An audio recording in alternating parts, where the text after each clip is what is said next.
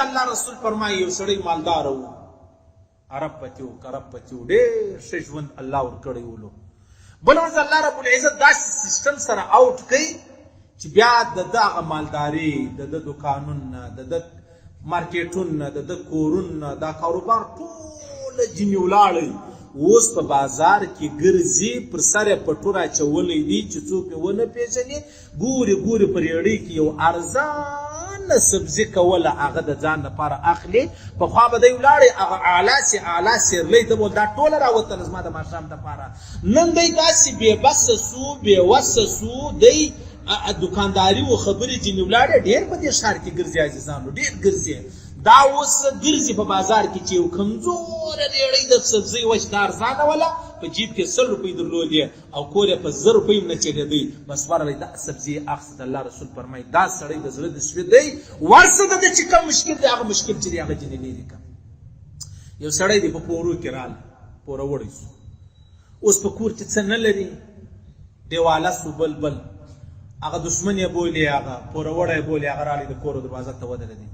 چیرې دی حاجي صاحب پلانی هغه راووته، وایي زما روپۍ راکړه. دی زه خو روپۍ نه لرم. وایي که روپۍ نه لرې زموږ پښتانه خو ډېر بد خلک دي، ډېر بد خلک دي. دا تورې ورسره وایه، داسې چې کوم تور درته وایم داسې ورسره وایه، ډېر بد خلک دي. یعنې ټول پښتانه نه در ښیم، په پښتنو کې 2 کسان ځینې باسي، په خپله ځینې باسي. هر ورځ ما ته مه وایست زه یې ځینې باسم. نو دی ورته وایي ورسه یا د کور والا راوباسه یا لور راوباسه، بس نورې خبرې نشته. یا زما روپۍ راکړه، که روپۍ نه یا د لور راوباسه یا د کور والا راوباسه. په داسې حال کې ته خبر شولې، راسه د دا مسلمان عزت بچاو که.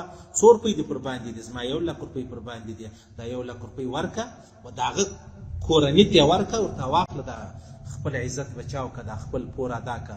که دې پیدا کړې ښه خبره ده، که نو بس ټیک دي، ما در بخښلې دي. په خدای دې مې قسم یې، په الله دې مې قسم یې چې 1000 عمرې وکړې، 1000 والله العظیم چې 1000 حج وکړې دومره ثواب نه لري لکه یو مسلمان بچاول، د یو مسلمان عزت بچاول. اوس نو بیا ملایان په خبر چې اشه مولوي صاحب عمره خو دونه ثواب لري، حج دونه ثواب لري، او دا تا څنګه خبره وکړله؟ ملایان خو خالي خبرو ته پرېږدي، یو ښځې یو ملایان خالي خبرو ته پرېږدي.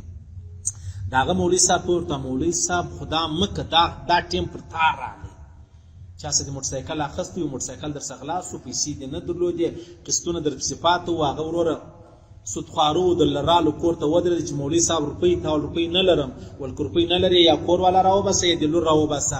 په داسې حال کې زما خبره در په یاد کړه، څه پکې وایه چې 100 عمرې ډېر ثواب لري، 100 حج ډېر ثواب لري. آیا که دا ستا 10,000 و 40,000 و 50,000 تا ته درکړي چې بیا پر دا ځای د مولوي صاحب فتوا باندې غوږ ونسېږي، بغیره که زما په اخوا بیا دې خبره کول پر هغه یې غوږ مه نسي. صحیح سلو؟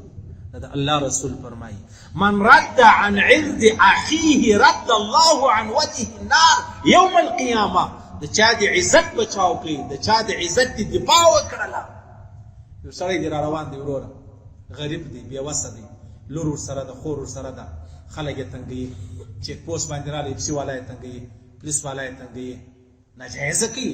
زه په دې زنانه کې تلاشي کوم، زه دا ستا په لور کې مقصد یې بېعزتي ده. په داسې حال کې تا تعلق درلودې رالې ورته ودرې، ولې پیسې والا پر دا مخ په چپلاق ووایي، دلته دا سړی پر دا مخ په چپلاق ووایه، او د دې سړي د عزت بچاو کوي. د الله رسول فرمایي ستا چهره به الله د جهنم څخه بچاو کوي. اوس نو واسې په بازار کې که دا رقم د ورځې نه و نو په 2 ورځې والا سړی در باندې پېښ شي. یو سړی دی په رخشه کې چا راخیستی دی وروره، ډریور، هغه د خدای بېچاره دی، کرایه 100 روپۍ چې غوښته و، 10 اتیا روپۍ دی. ډریور ورته وایي ولاکه دې پرېږدم، غوټه را پرېږدم، موبایل را پرېږدم، شناختي کارت راکړه، که نه 100 روپۍ راکړه. او دی مسافر دی، دی د بله ځایه راغلی دی، حیران پریشانه دی. وا دې اورېدله خبره؟ په منډه ور ولاړ شه، څه کیسه ده ډریور؟ هغه وایي زما 100 روپۍ د جیبه 100 روپۍ راوکړه، ژوره کې نه لرې، پور یې که ور یې که. په خدای دې مې قسم ستا به فکر دی چې ولي څه ته ویل کېږي؟ ولي و دغه ته ویل کېږي. موږ خو وایو ولي دې ته وایي تهجد نه دی چې قضا شوی، په میاشتې کې 3 روزې نیسي، اشراق نه قضا کوي. دا هېڅ کیسه نه ده. دا زوم کولی سي، ته هم کولی سي. هغه چې 100 روپۍ څوک چاته ورکړي، دا زوم نه سم کولی، دا ته هم نه سي کولی. دا نه چې بیا څوک یې هغه بیا اولیا دي، او دا رقم ډېر خلک شته، دا رقم ډېر خلک